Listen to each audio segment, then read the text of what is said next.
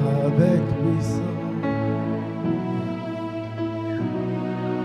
Les nations se prosternent. Et les hommes cultivés avec puissance. Dieu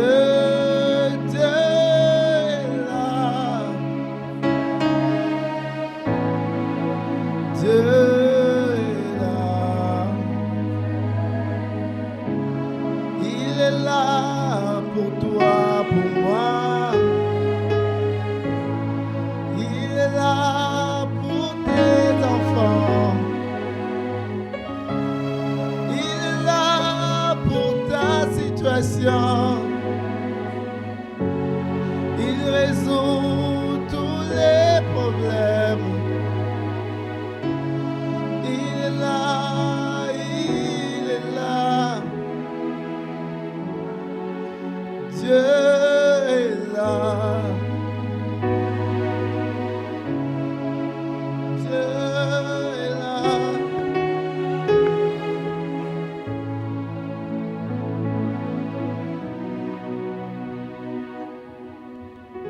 Gloire à notre Dieu. Est-ce qu'on peut acclamer pour le Seigneur?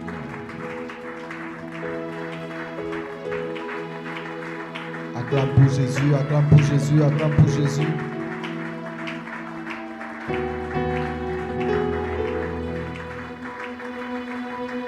Amen. Gloire à Jésus. Nous rendons multiples actions de grâce à Dieu pour ce matin. Alors j'aimerais que l'on se donne encore l'occasion de se saluer. Salue ton voisin de gauche, de droite, de devant, derrière, en lui souhaitant un bon appétit.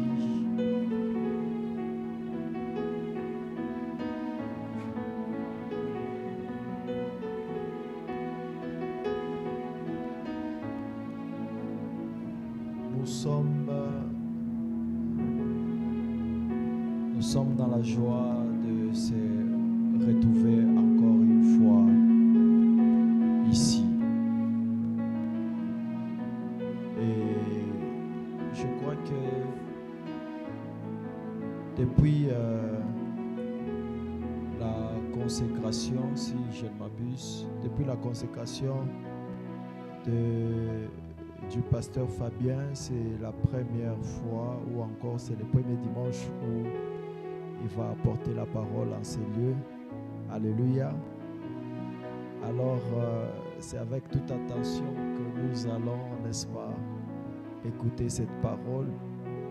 Prends ton carnet, ton cahier, je ne sais pas, notebook ou encore ta tablette où tu vas écrire ces messages, car c'est une bénédiction pour toi.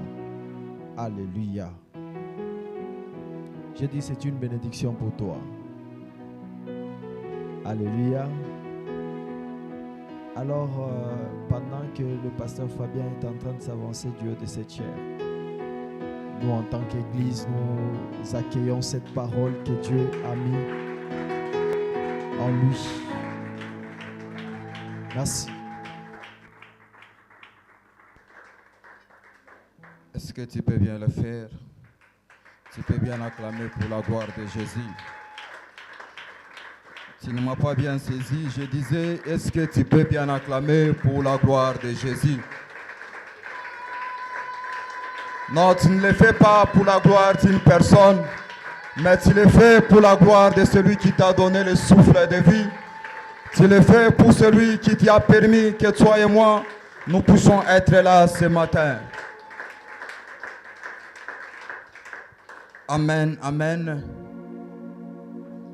Oui, grande est ma joie de passer une fois de plus du haut de cet autel afin de communiquer la pensée de Dieu. Avant toute chose, je bénis Dieu, comme l'apôtre venait de le dire. Depuis, juste après la consécration, j'ai eu différentes invitations à la Rouachi chez nous, à l'église mère.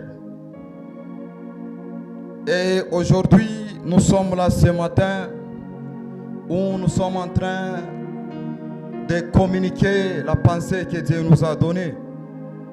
Et pour cela, avant toute chose, nous disons merci à Dieu parce que c'est lui qui a permis que nous puissions être là ce matin. Alors nous rendons gloire et multiples actions de grâce à notre Dieu, le Créateur, le Maître des temps et des circonstances. Je ne saurais pas aussi commencer le sermon de ce matin sans toutefois rendre gloire à Dieu pour la vie de cet homme, notre Père, l'apôtre Melchisedec, pour ce qu'il est non seulement pour cette église, mais pour tout ce qu'il est pour l'église corps du Christ. Alors je te demanderai de joindre tes deux mains afin d'acclamer ce don que Dieu nous a donné. Tu peux bien le faire, bien-aimé. On acclame les dons que Dieu nous a donnés. Amen, amen.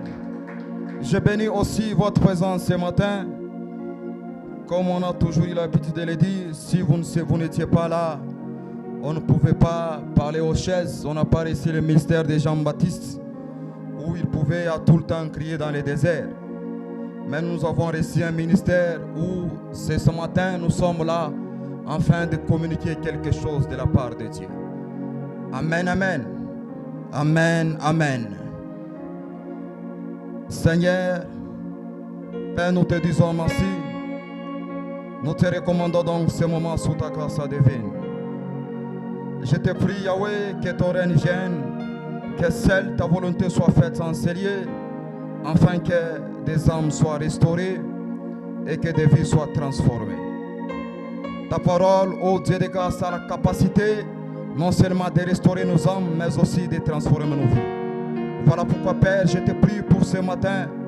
Laisse qu'au Dieu de grâce, la parole, la pensée que tu veux nous communiquer ce matin, que cela puisse, ô Dieu de grâce, restaurer des âmes et transformer des vies à la même image que la tienne. Je prends, Père, la possession de ces lieux. Je brise tout esprit qui ne confesse pas ta Seigneurie. Et cela dans les précieux noms et glorieux de notre Seigneur Jésus-Christ.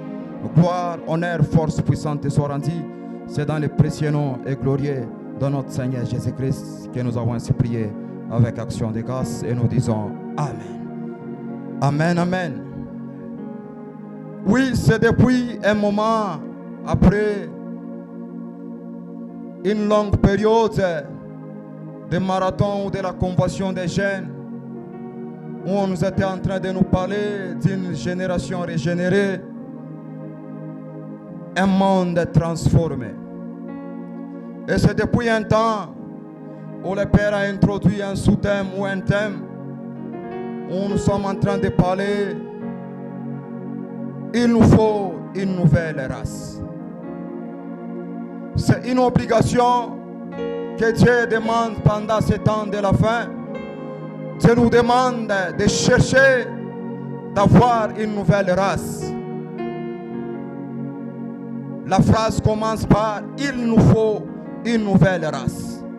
C'est une obligation que Christ recommande à l'Église.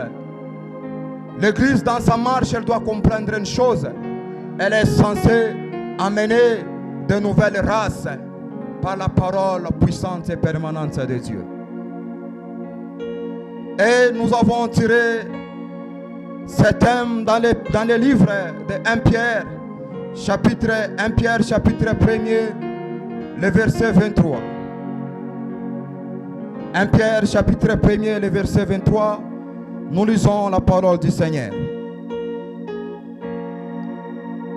La Bible dit ceci: puisque vous avez été régénérés, non par une semence corruptible, mais par une semence incorruptible, par la parole vivante et permanente de Dieu.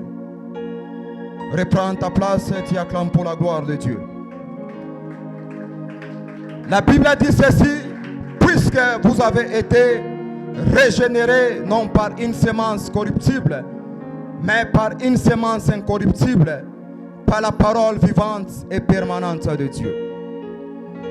Lorsque vous lisez ces passages, Pierre était face à des chrétiens. Il était face à une nouvelle race. Il était face à une génération qui était déjà transformée par la puissance et la vertu du Saint-Esprit. Et ici, Paul est en train de ramener les chrétiens à leur nouvelle naissance. Et cette fois, à la semence qui est à l'origine de cette naissance, qui est la parole de Dieu. Et lorsque vous lisez 1 Pierre chapitre 2, le verset 3, premier jusqu'au 3e verset, la vérité se fonde, bien aimé, sur cette vérité. Permettez la tautologie. Pierre est en train de préciser que la nouvelle naissance ne peut être engendrée par une semence corruptible, c'est-à-dire elle n'a pas la même origine qu'une naissance physique, mais elle est engendrée par la parole vivante et permanente de Dieu.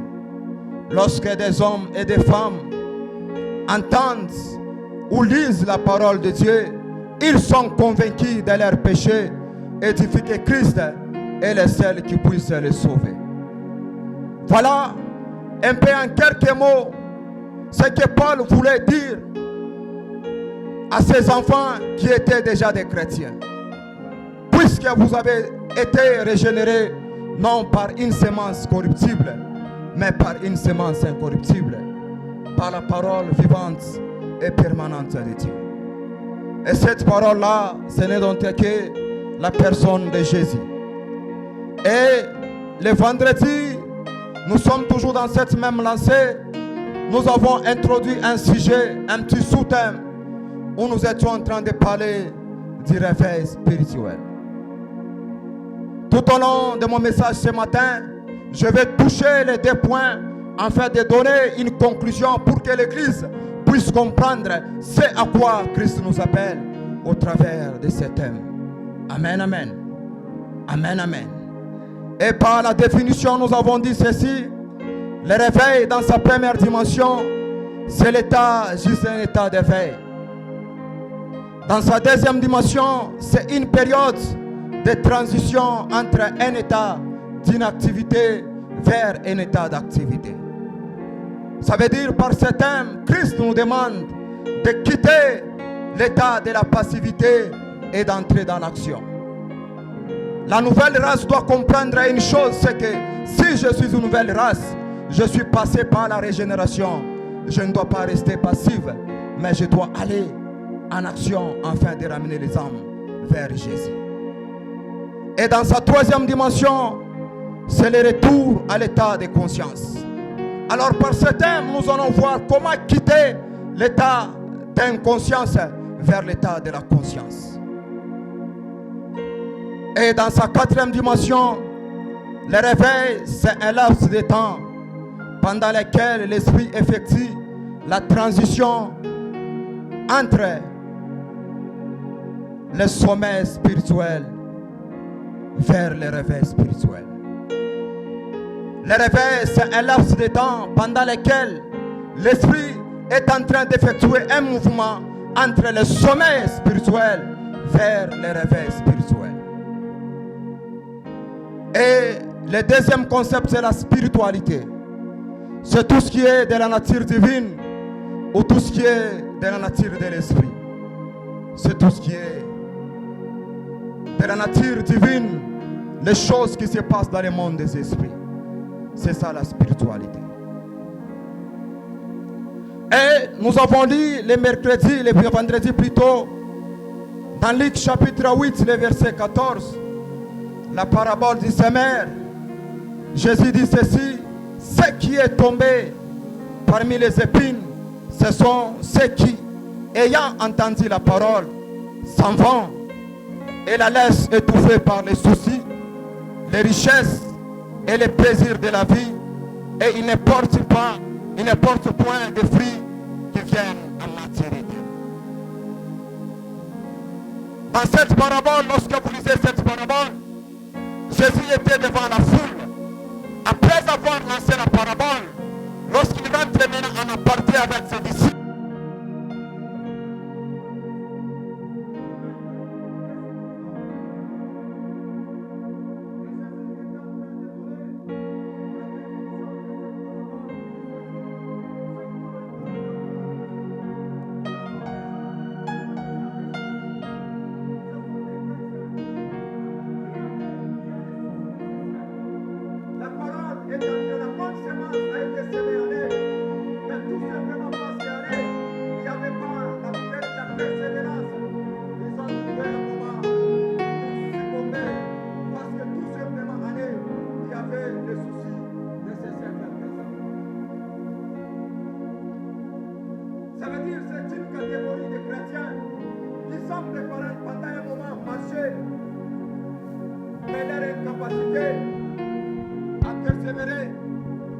je disais, c'est une catégorie de chrétiens qui par moment, lorsqu'ils ont accepté la parole de Dieu, pendant un moment ils ont marché dans la lumière. Mais lorsqu'en il y avait le souci de ce siècle présent, ils ont trouvé un moment pour chuter, pour plonger dans les sommets spirituels. Et Romains chapitre 13, le verset 11, la Bible déclare, cela importe, d'autant plus que vous savez en quel temps nous sommes. C'est l'heure de vous réveiller du sommeil, car maintenant le salut est plus proche de nous que lorsque nous avons crié.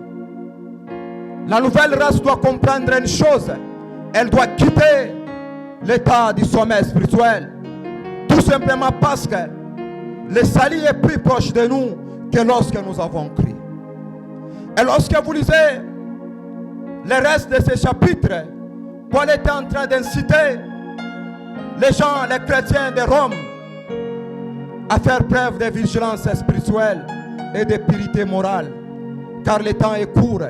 La dispensation de la grâce est en train de s'achever. L'ère tardive exige que les chrétiens mettent de côté les désirs de la chair qui les plonge dans les improfonds sommets spirituels afin d'être prêts pour le retour du Messie. Alors, nous avons parlé des causes qui plongent l'Église dans les profonds sommets spirituels. Nous avons parlé du péché, nous avons parlé du manque de pardon, nous avons parlé des critiques au milieu des enfants de Dieu, et nous avons aussi parlé de l'esprit concurrentiel. Nous avons dit ceci, la chair n'est pas un lieu de compétition, mais la chair c'est un lieu de complémentarité. La chair n'est pas un lieu de compétition, mais la chair c'est un lieu de complémentarité. Nous ne sommes pas comme des acteurs de films qui par lui-même il peut terrasser même 1000 soldats. Ce n'est pas ça la vie chrétienne. La vie chrétienne, nous devons la comprendre que c'est une vie qui nous demande d'être complémentaires. Amen, amen. Est-ce que nous sommes ensemble? Alors, avant de donner les clés par rapport aux causes qui apportent le sommeil spirituel, nous allons d'abord comprendre le mystère de la nouvelle naissance. Parce que le thème dit, il nous faut une nouvelle race. Mais le sous-thème dit, réveil spirituel. Alors avant de voir qu'est-ce qui peut apporter le réveil au milieu des enfants de Dieu, nous devons d'abord comprendre le mystère de la nouvelle alliance. Nous commençons par le commencement. Genèse chapitre 1er, le verset 1er jusqu'au 3e verset. La Bible dit ceci, au commencement, Dieu créa les cieux et la terre. Là, il n'y a pas de problème. Mais là où se trouve le plus grand problème de la Bible, c'est dans le verset 2. La Bible dit ceci, la terre n'était que chaos et vide. Il y avait des ténèbres à la surface de l'abîme et l'Esprit de Dieu planait au-dessus de l'eau. Il y a 3 problèmes majeurs dans ce verset 2. Le premier problème, c'est le chaos. Le deuxième problème, c'est le vide. Et le troisième problème, c'est les ténèbres qui étaient sur la surface de l'abîme. La question qu'on peut se poser ce matin, est-ce que Dieu en est-il l'auteur de ces choses? Loin de là, Dieu n'est pas auteur de ces choses.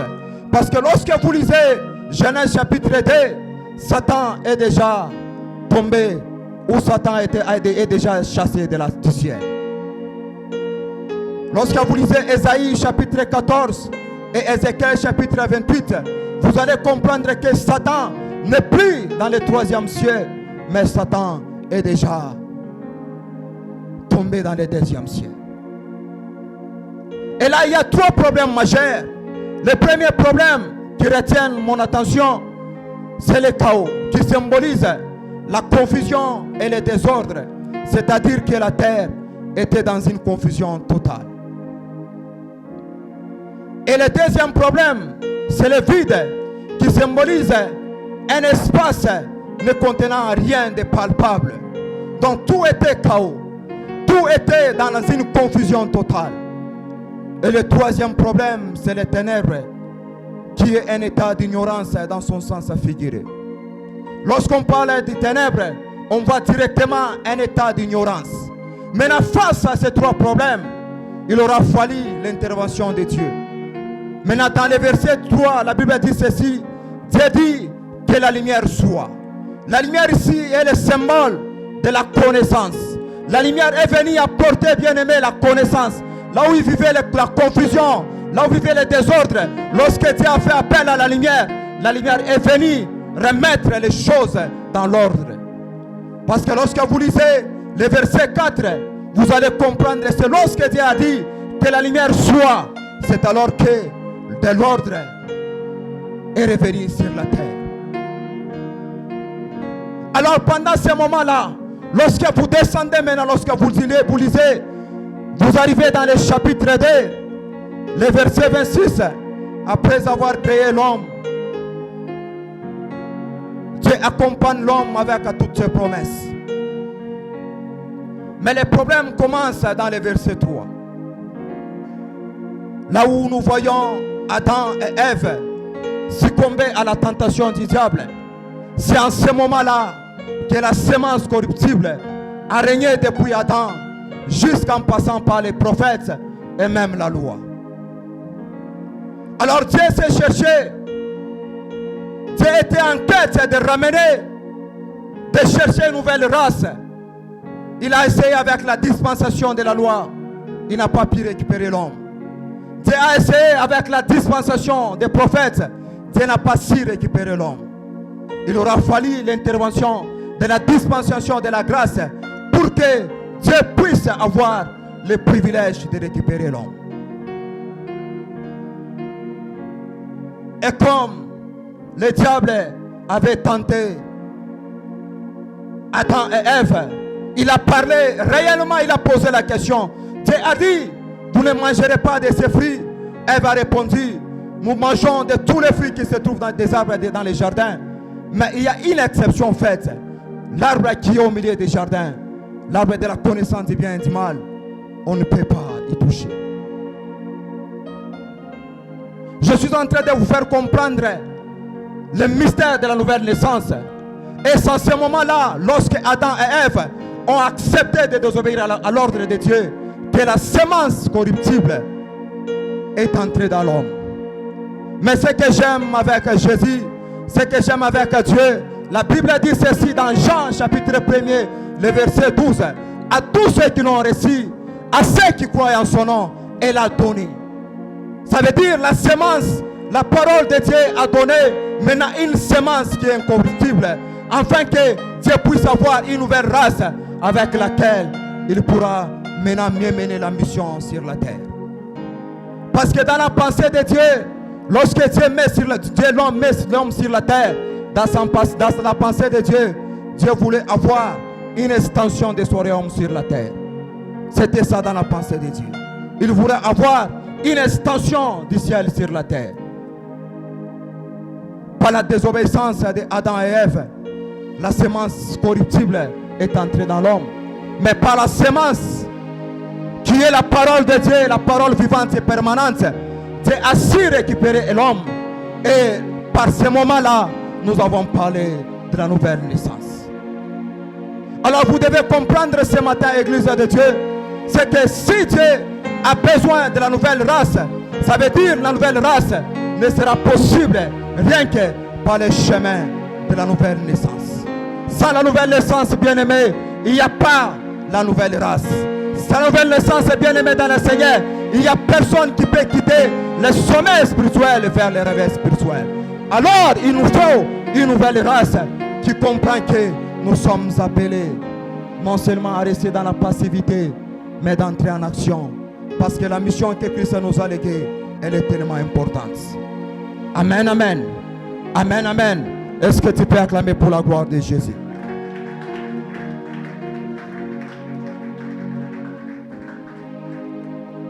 Et Paul dit ceci dans Ephésiens chapitre 5, le verset 14.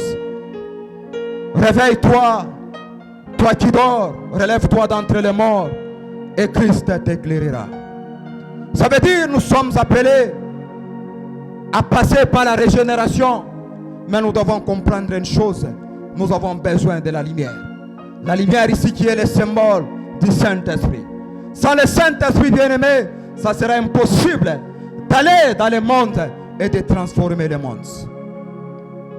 Alors, ici Paul nous dit de nous réveiller, de quitter le sommeil spirituel, parce que Christ seul a la capacité de nous éclairer. Et nous allons voir maintenant, par rapport aux causes qui plongent l'Église dans le sommeil spirituel, quelles sont maintenant les clés que nous devons chercher nous en tant qu'Église, afin de quitter le sommeil spirituel vers le réveil spirituel. La première des clés, il nous faut bien aimer dans le Seigneur une repentance sincère. Je le répète, il nous faut une repentance sincère. C'est par le chemin de la repentance que nous allons quitter le sommeil spirituel vers le réveil spirituel. La nouvelle race doit comprendre une chose. S'il y a des choses, les soucis des siècles qui ont étouffé la parole vivante et permanente en moi, la moindre des choses que je dois faire, c'est de passer par la repentance. Et une repentance sincère. Sans la repentance sincère, bien-aimé, c'est fort impossible de quitter le sommeil spirituel vers le réveil spirituel. C'est la première des clés que Christ nous demande ce matin. Nous devons donc comprendre que nous sommes appelés à passer par une repentance sincère. Dans Actes des Apôtres, chapitre 2, le verset 38, ici, les disciples ils ont déjà reçu la puissance du Saint-Esprit. Lorsqu'ils sont descendus de la chambre haute, ils étaient en train de parler en langue. Lorsque Pierre a pris la parole, il a fait un petit discours. Après le discours, ce peuple lui a posé la question: homme frère, que devons-nous faire? Paul dit ceci: repentez-vous et que chacun de vous soit baptisé. Ça veut dire, bien-aimé dans le Seigneur, le tout premier message pour avoir une nouvelle race, c'est le message de la repentance. Et une repentance sincère. Sans la repentance sincère, bien-aimé dans le Seigneur, c'est fort impossible d'avoir une nouvelle race. Et ici, on nous demande, par rapport aux causes qui nous ont plongés dans le sommeil spirituel, les soucis des siècles, la richesse de ce monde, le plaisir de la vie. Je ne refuse pas. Jésus lui-même a dit: je suis venu pour que les brebis aient la vie et qu'ils soient dans l'abondance. Mais nous devons comprendre une chose. C'est le même Jésus qui a dit: cherchez premièrement le royaume et la justice de Dieu, et le reste des choses vous seront données par-dessus toutes les choses. Ça veut dire, la première des clés qui doit nous faire quitter du sommeil vers le réveil spirituel, c'est la repentance, et une repentance sincère. Et la deuxième des clés, c'est la vie d'obéissance. Je ne cesserai jamais de le dire. Les disciples, lorsqu'ils ont reçu la puissance du Saint-Esprit dans le verset 2, dans le chapitre 2, c'est tout simplement parce que dans le chapitre 1er, Christ leur a donné une recommandation. Il leur avait dit ceci: n'allez pas loin de Jérusalem, attendez ce que le Père avait promis. Ils ont obéi à la parole de Dieu, ils ont obéi à la parole du Maître, Et la conséquence du verset du chapitre 2 n'était rien d'autre que le fruit de leur capacité à obéir à ce que le maître avait dit. Paul a dit, ayons en nous les sentiments qui étaient en Jésus-Christ. Vous ne pouvez pas prétendre être une nouvelle race, mais si en vous, il n'y a pas la capacité d'être obéissant vis-à-vis de Dieu, vis-à-vis des hommes de Dieu que Dieu a établis et vis-à-vis de nos parents. L'obéissance, bien-aimé, à la parole de Dieu nous donne la capacité de quitter le sommeil vers le réveil spirituel. Et la Bible dit ceci, l'obéissance vaut mieux que les sacrifices. Nous aimons beaucoup plus, ce n'est pas mauvais d'avoir les disciplines personnelles, mais est-ce que nous sommes obéissants par rapport à la parole de Dieu?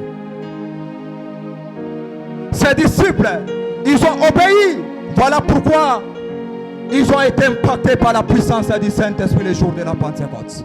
Sans l'obéissance à la recommandation du Maître, bien-aimé, je ne pense pas que je pouvais être là ce matin en fait de te prêcher tel que je suis en train de le faire. Je suis en train de te prêcher ce matin parce qu'il y a des hommes et des femmes qui ont accepté d'être obéissants à la recommandation du Maître. Et c'est depuis ce jour-là que les disciples ont été une nouvelle race. Et ils ont compris que nous devons continuer sur cette même lancée. Alors ce matin, bien-aimé, tu dois comprendre une chose. La deuxième des clés qui te permettra, toi, en qui il y a les soucis de ce siècle présent, la moindre des choses qui te permettra de quitter le sommeil spirituel, c'est la vie d'obéissance. C'est la vie d'obéissance. Et nous le voyons avec la vie des disciples. Et la troisième des clés qui doit apporter le réveil au sein de l'Église, c'est l'unité de la foi et la communion fraternelle. Actes des Apôtres, chapitre 2, le verset 1er. La Bible déclare, ils étaient tous ensemble le jour de la Pentecôte. Et nous connaissons tous la suite. Tout simplement parce qu'ils étaient ensemble. Lorsqu'ils étaient unis, la puissance de Dieu s'est manifestée au milieu des apôtres. Bien-aimés, là où règne l'unité, Dieu se sent toujours obligé d'agir. Là où il y a l'unité, Dieu se sent toujours obligé d'agir. Et l'unité et la communion fraternelle permettront à l'Église de quitter le sommeil spirituel vers le réveil spirituel. La Bible déclare dans le verset 42, non seulement ils étaient ensemble, mais ils persévéraient dans l'enseignement, dans la communion fraternelle, dans la fraction du pain et dans les prières. Deux choses ici retiennent mon attention, l'enseignement et la prière. Nous sommes pendant un moment où Paul était en train de dire dans 2 Timothée, chapitre 4, verset 3, car il viendra un temps où les hommes ne supporteront pas la saine doctrine, mais ayant la démangeaison d'entendre des choses agréables, ils se donneront une foule de docteurs selon leurs propres désirs. Nos bien-aimés, nous devons comprendre une chose. Si nous sommes une nouvelle race, nous avons notre message. Chaque royaume a son message. Et nous, en tant que le royaume de la lumière, nous avons aussi notre message. Aujourd'hui, bien-aimés, les messages qui sont christocentriques sont devenus rares au milieu de l'Église. Au milieu de l'Église pentecôtiste, les messages qui sont christocentriques n'est plus d'actualité. Mais ici, Paul nous dit, Paul pouvait le dire il y a tant d'années de cela. Il a dit, il arrivera un temps. Non, je te dis, bien-aimé, nous sommes déjà dans ce temps-là, où les gens ne supportent pas la saine doctrine. Quelles sont les églises là qui prêchent encore la mort et la résurrection de Jésus? C'est l'une des doctrines qui fait la force du christianisme.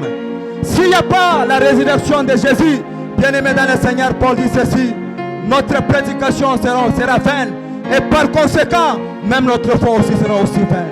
Ce qui fait la différence entre nous et les autres religions, c'est parce que Christ est mort, mais il n'est pas resté il n'est pas resté mort.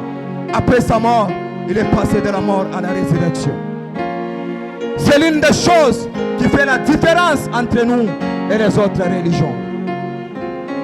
Mais ce moment, bien-aimés dans le Seigneur, les messages qui sont christocentriques sont devenus rares.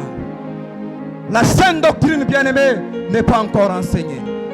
Quelles sont les églises qui enseignent encore la repentance? Quelles sont les églises qui enseignent encore la sanctification? Quelles sont les églises qui prêchent encore sur le pardon et sur l'amour?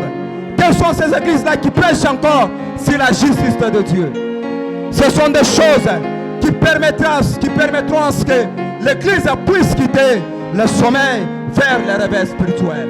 C'est un message qui est christocentrique, qui a la capacité, la puissance de ramener les âmes vers le Père. Mais si les messages christocentriques sont devenus rares, bien-aimés dans le Seigneur, c'est impossible d'avoir une nouvelle race. Alors la nouvelle race, bien-aimée, ne sera d'actualité que si et seulement si nous, en tant qu'Église, nous allons comprendre que nous sommes appelés de prêcher un message qui est christocentrique. Un message qui est christocentrique. Aujourd'hui, c'est tellement... Je ne sais pas comment est-ce que je peux qualifier cela. J'ouvre une petite parenthèse. Lorsqu'on grandissait, on nous disait qu'il y a des lieux que si quelqu'un a raté l'éducation au sein de sa famille, il y avait des lieux qui pouvaient récupérer cette personne-là. L'école et l'église. Mais aujourd'hui, c'est plus pire. Les choses qu'on enseigne à l'école, peut-être qu'en Afrique, nous sommes un peu épargnés, mais ailleurs, c'est plus pire. Ailleurs, c'est plus pire. Les choses qu'on enseigne aux enfants,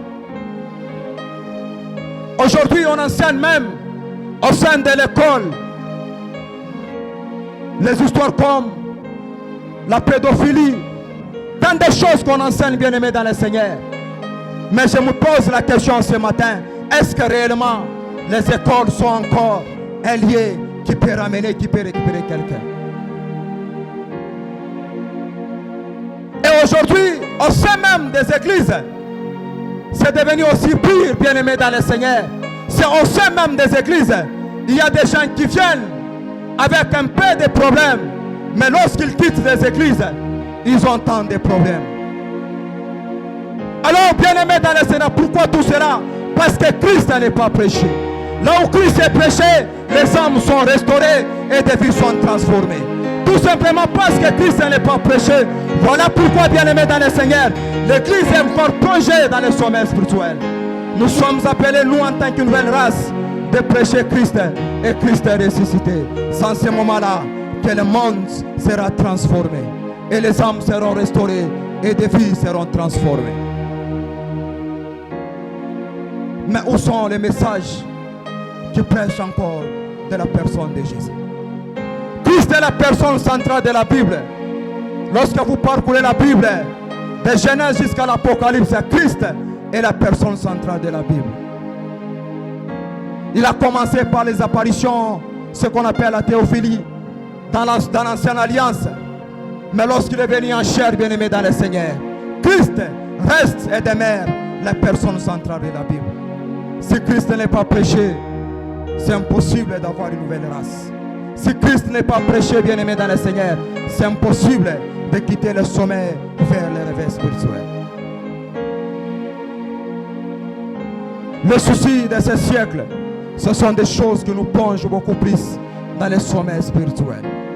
Mais nous devons donc tirer attention. Nous sommes appelés à aller dans le monde et transformer le monde. Comme je l'ai dit, chaque royaume a son message, chaque royaume a ses traits. J'aime ce que l'apôtre avait dit au courant de la semaine. Il a dit, nous sommes appelés à montrer les traits du royaume de Dieu. Maintenant, je me pose la question, si nous qui sommes passés par la régénération, nous avons les mêmes traits que les païens, bien-aimés dans le Seigneur, c'est impossible que les païens puissent être transformés. Si à nous il y a la vie du péché, c'est le trait du royaume des ténèbres. Et vous devez comprendre une chose, nous sommes des ambassadeurs. Voilà pourquoi lorsque tu pêches, pour les royaumes du ténèbres, cela c'est un fait normal. Mais pour nous de la lumière, ce n'est pas normal. Alors nous devons comprendre les choses. Nous devons manifester, montrer les traits du royaume de Dieu. L'amour, la justice et le pardon, ce sont les traits du royaume. Chaque royaume a son message et nous avons notre message. Et c'est par notre message qui est christocentrique que nous aurons la possibilité de ramener les âmes vers Jésus. Amen, amen. Acclame un peu pour la gloire de Dieu.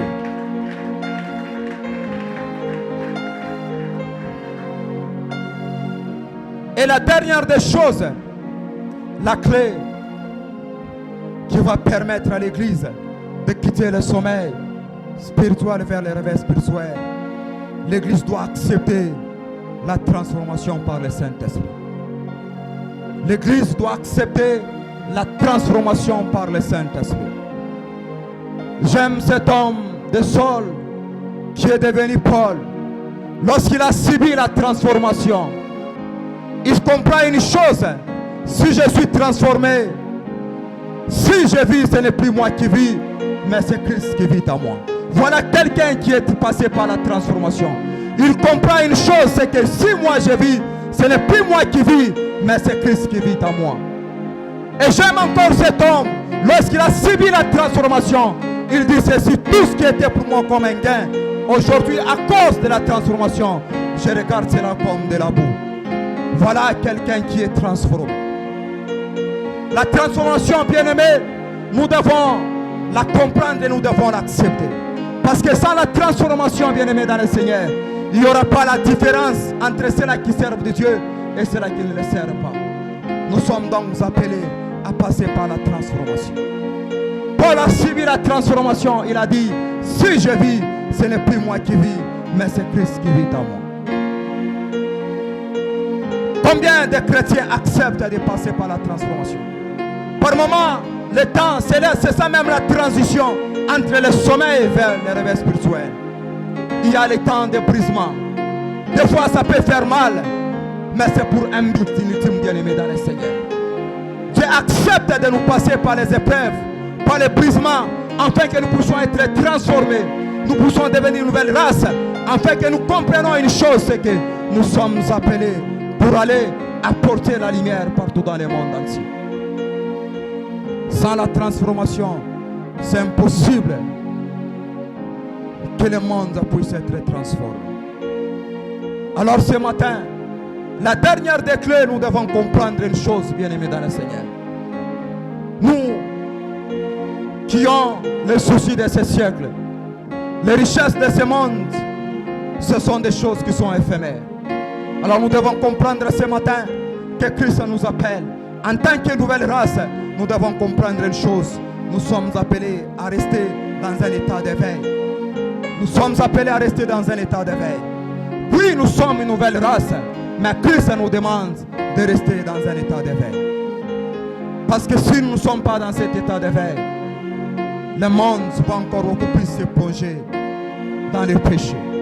Et c'est nous qui sommes appelés, en tant que nouvelle race, d'aller vers ces gens-là, par la puissance du Saint-Esprit, de les ramener vers le Christ. Le message qui est christocentrique. L'Église est donc appelée à prêcher Christ, et rien que Christ, la personne de Jésus-Christ. Il a dit: je suis le chemin, la vie et la vérité. Nul ne peut aller au Père sans passer par moi. Alors nous qui sommes dans la lumière, qui ont déjà compris ces choses-là, alors nous sommes donc appelés à rester dans un état d'éveil, afin que le monde subisse la transformation. Et la nouvelle race qui est appelée à rester dans un état d'éveil, elle doit comprendre que Christ cherche une nouvelle race pour un objectif, un but bien déterminé. La nouvelle naissance, lorsque nous sommes passés par nouvelle naissance, nous devons comprendre une chose, bien-aimés dans le Seigneur. Il y a 3 objectifs primordiaux que nous devons comprendre ce matin. La première des choses, le tout premier objectif que Christ nous appelle à nouvelle naissance. C'est pour que nous puissions aller réveiller ceux qui sont dans les sommets spirituels. C'est la première des choses. Aller vers ceux-là, des chrétiens qu'on appelle les chrétiens charnels, les réveiller dans leur sommeil spirituel, afin qu'ils puissent passer dans ce qu'on appelle l'état d'éveil.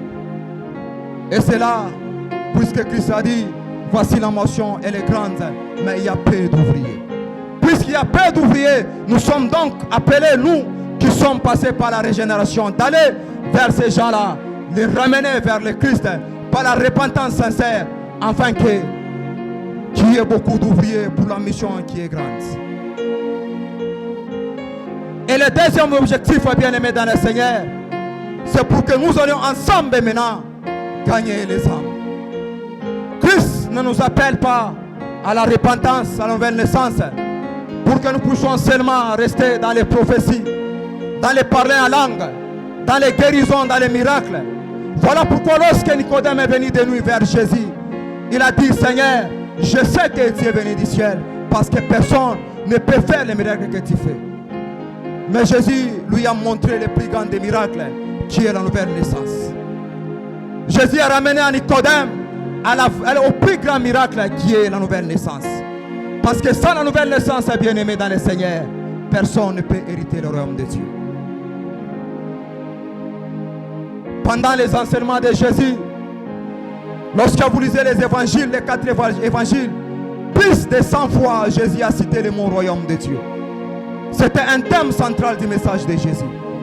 Alors nous sommes donc appelés à comprendre une chose ce matin, c'est que nous sommes passés par la régénération pour que nous allions réveiller ceux-là qui sont dans les sommets spirituels, afin qu'ensemble nous allions maintenant gagner les âmes qui sont perdues. Et le dernier objectif pour lequel Christ nous appelle à passer par la nouvelle naissance, à quitter l'état de sommeil, c'est pour que nous puissions attendre son retour. Parce que Christ revient bientôt. Paul dit ceci: en ces temps-là, la trompette sonnera. Les morts à Christ ressusciteront. Et ceux qui seront vivants en ces temps-là, leur corps sera transformé. Bien-aimés, nous sommes presque pendant les temps de la fin. Alors nous devons comprendre une chose, nous en tant qu'Église. Nous devons quitter les sommets spirituels, afin que nous allions non seulement gagner les âmes, mais aussi comprendre une chose, c'est que Christ revient bientôt. Puisque Christ revient bientôt, nous sommes appelés à attendre son retour. Et c'est la lumière, lorsque nous allons garder la flamme de l'Esprit intacte en nous, c'est ce qui fera que lorsque Christ reviendra, nous puissions être élevés. Lorsque vous lisez la parabole des 10 vierges, 5 étaient folles et 5 étaient sages. Celles qui étaient folles, ce sont des chrétiens charnels. Mais à qui en est, il n'y avait pas la flamme de l'esprit. Et lorsque l'époux est venu, elles ont raté le retour du Messie. Alors bien aimés, nous devons comprendre une chose. C'est bien beau d'œuvrer dans la puissance. C'est bien beau d'œuvrer dans les œuvres de puissance, les guérisons, les miracles, les prophétiques. Mais nous devons comprendre une chose, que ces choses-là sont comme des hameçons qu'on jette. Lorsque les païens sont prophétisés, lorsque les païens voient les miracles et les guérisons, cela va susciter en eux la curiosité de recevoir Jésus. Lorsque Jésus a prophétisé la femme samaritaine, cela a permis en sorte que Jésus puisse gagner les âmes. Alors ce matin, Christ nous appelle, bien-aimés, à quitter le sommeil vers le réveil spirituel. Et nous devons comprendre que nous sommes appelés à aller et à gagner les païens qui sont perdus. Alors pour chuter, tu dois comprendre une chose, bien-aimé dans le Seigneur. Paul est en train de dire ceci dans 1 Corinthiens chapitre 9, le verset 27. Je traite durement mon corps, je le tiens assujetti, de peur d'être moi-même rejeté après avoir péché aux autres. Ça c'est la peur qu'a le tout grand Paul. Il dit, je traite durement mon corps, je le tiens assujetti, de peur d'être moi-même rejeté après avoir prêché aux autres. Aujourd'hui, nous sommes beaucoup plus dans les débats, ce que moi j'appelle le débat du siècle. Paul a dit, mais qu'est-ce que Christ a dit? fait ce que Christ a dit. Christ nous a dit d'aller partout dans le monde entier et de faire de toutes les nations ses disciples. Mais nous sommes beaucoup plus dans les débats qui sont éphémères. Et nous oublions la mission principale de l'Église, qui est celle d'aller et de faire de toutes les nations les disciples. Et la paix qu'a Paul, c'est celle, bien-aimée dans le Seigneur, après avoir prêché les autres, que lui-même puisse être rejeté. Ça va nous interpeller, nous, en tant qu'Église, parce que c'est un appel à l'Église que Christ lance à l'Église, afin que nous puissions quitter le sommeil vers les réveils spirituels. Est-ce qu'on peut acclamer pour la gloire de Dieu? Acclame pour la gloire de Dieu. Et ferme tes yeux. Et comprends une chose ce matin. Que Christ t'appelle, te lance cet appel. Je ne sais pas quels sont les soucis de ce siècle présent qui ont étouffé la parole, la soif de la parole en toi. Je ne sais pas ce matin quelles sont les choses qui t'ont plongé dans le sommeil spirituel. Là où Jésus est élevé, les âmes sont restaurées et les vies sont transformées. J'aimerais pendant ce temps, lorsque j'appelle la sœur Emma, qui nous fait ce chant, Jésus, tu es élevé au-dessus de toutes les choses. Tu commences un peu à examiner ta vie. Quelles sont les choses qui t'ont plongé dans le sommeil spirituel? Là où Christ est élevé, les âmes sont restaurées. Là où Christ est élevé, les vies sont transformées. Alors j'aimerais ce matin que nous puissions élever le nom de Jésus au-dessus de tout nom, au-dessus de nos soucis, au-dessus des richesses de ce siècle, au-dessus de nos plaisirs charnels. Nous sommes en train d'élever le nom de Jésus ce matin. Et je ne sais pas la position que tu vas prendre. Si tu seras à genoux, si tu seras debout, si tu seras assis sur ta chaise, peu importe la position que tu dois prendre ce matin. Mais j'aimerais que tu puisses élever le nom de Jésus. Et que tu passes par une repentance sincère. Que tu comprennes ce matin que Christ t'appelle à quitter l'état de la passivité vers l'état de l'action. Oui, Jésus, tu es élevé au-dessus de toutes les choses. Jésus, merci Jésus. Jésus, tu es élevé. Oui, bien-aimé. Là où Christ est élevé, là où Jésus est élevé, les âmes sont restaurées, les vies sont transformées. Bien-aimé, ce matin, élève le nom de Jésus au-dessus des soucis de ce siècle présent. Il y a des choses qui t'ont plongé dans le sommeil spirituel. Il y a des choses qui t'ont plongé, bien-aimé, dans les péchés. Mais ce matin, élève le nom de Jésus.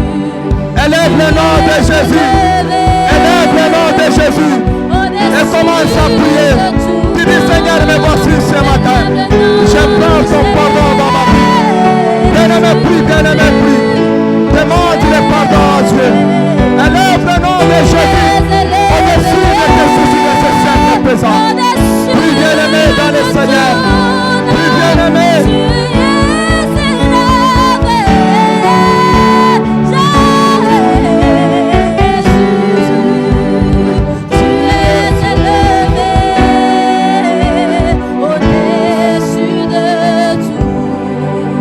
Papa, tu es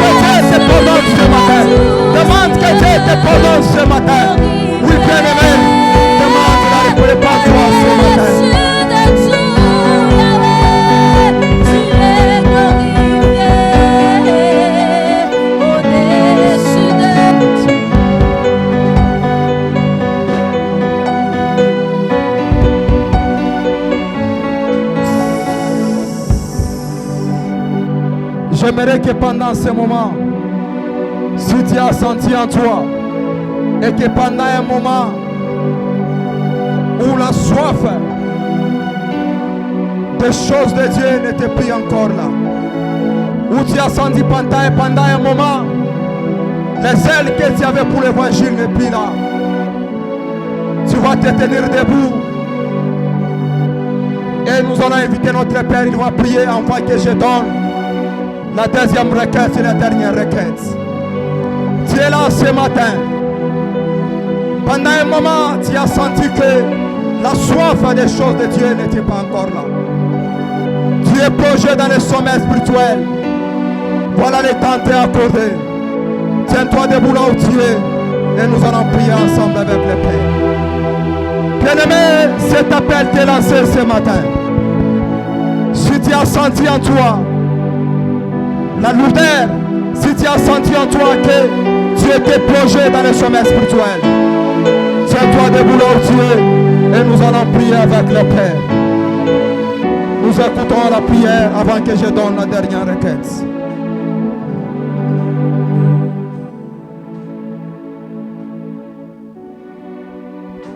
Nous allons prier.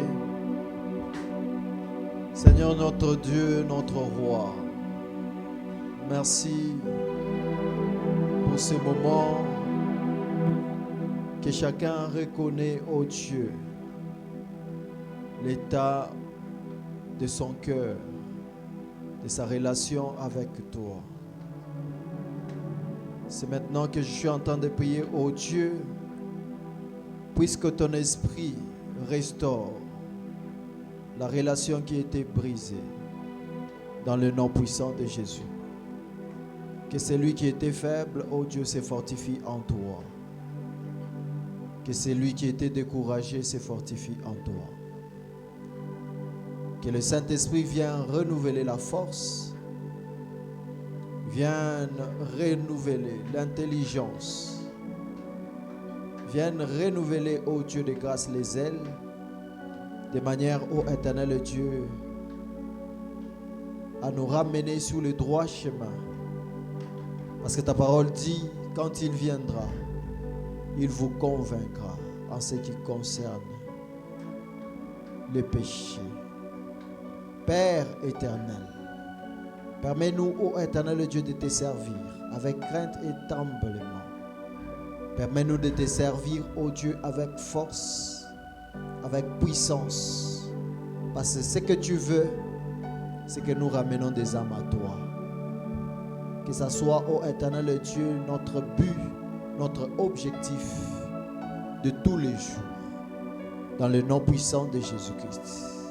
J'ai ainsi prié. Amen. Amen. Garde cette position-là. On va faire notre dernière requête. Nous allons maintenant demander la plénitude du Saint-Esprit. Que le Saint-Esprit nous embrasse ce matin pour la mission à laquelle il nous a appelés. Ici et maintenant, nous allons dire à Dieu, ici et maintenant, que ça se passe maintenant. Et que la puissance du Saint-Esprit nous impacte pour la mission à laquelle que le Père nous a appelés. Il a dit, la motion est grande, mais il y a peu d'ouvriers. Sans la plénitude du Saint-Esprit, nous ne serons pas en mesure d'aller vers les païens et de les ramener vers Christ. Alors tu vas élever ta voix, tu vas dire à Dieu, Seigneur, me voici ce matin, embrase-moi par ta puissance. Élève ta voix et commence à prier, ici et maintenant, que la puissance de Dieu te localise ce matin. Que le Saint-Esprit te localise ce matin, afin que tu reçoives la puissance, la plénitude du Saint-Esprit. Élève ta voix et commence à prier. Oui, ici et maintenant. Que ça se passe maintenant. Afin que nous comprenions ce à quoi Christ nous a appelés. Bien-aimé, élève ta voix et commence à prier. Élève ta voix, demande la plénitude du Saint-Esprit. Demande la plénitude du Saint-Esprit. Prie, bien-aimé, dans le Seigneur. Ici et maintenant, que ça se passe maintenant, que le Saint-Esprit t'embrase, que le Saint-Esprit te remplir de sa puissance pour la mission à laquelle tu nous as appelés. Oui, ici et maintenant. Que ça se passe maintenant. Plus bien-aimé dans le Seigneur. Plus bien-aimé, plus bien-aimé. Plus bien-aimé, plus bien-aimé. Plus bien-aimé dans le Seigneur. Oui, ici et maintenant. Que ça se passe maintenant. Sois touché par la puissance du Saint-Esprit. Reçois la puissance du Saint-Esprit. Reçois la plénitude du Saint-Esprit. Demande que le Saint-Esprit t'embrase ce matin. Plus bien-aimé dans le Seigneur. Demande la plénitude du Saint-Esprit. Demande la plénitude du Saint-Esprit. Plus bien-aimé dans le Seigneur. Plus bien-aimé dans le Seigneur. Oui, ici et maintenant. Que ça se passe maintenant. Merci Jésus. Merci cher Saint-Esprit de Dieu. Merci Père parce que tu viens de le faire. Au nom puissant et glorieux de notre Seigneur Jésus-Christ. Reçois cela au nom puissant de Jésus. Je dis reçois cela, la plénitude du Saint-Esprit. Reçois cela au nom puissant et glorieux de notre Seigneur Jésus-Christ. Nous bénissons Dieu pour ce matin et que la gloire lui revienne. Acclame pour la gloire de Dieu. Acclame, acclame. Est-ce que tu peux bien acclamer pour la gloire de Jésus?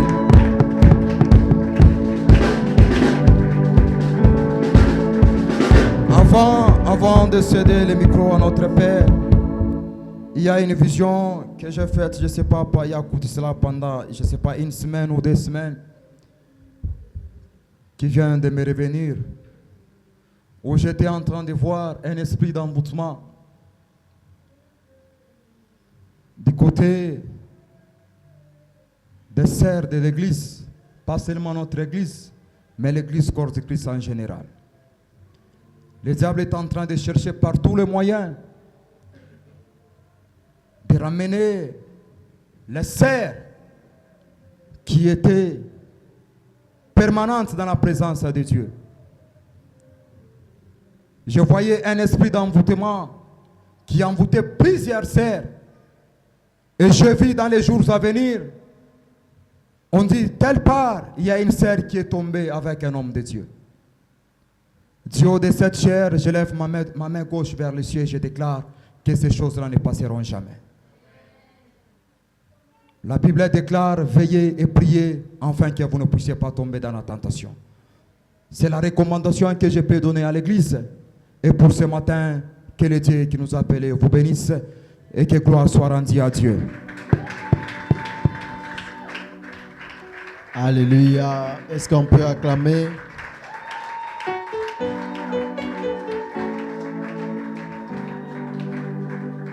Amen. Nous sommes pratiquement à la fin. Nous bénissons le Seigneur pour ces messages. Alléluia. C'est vraiment quelque chose de très important à retenir.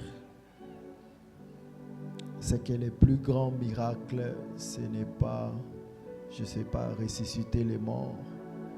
Le plus grand miracle, c'est quand les hommes donnent leur vie au Seigneur et qu'ils sont nés de nouveau là. C'est ça le plus grand miracle. Alléluia. Alléluia.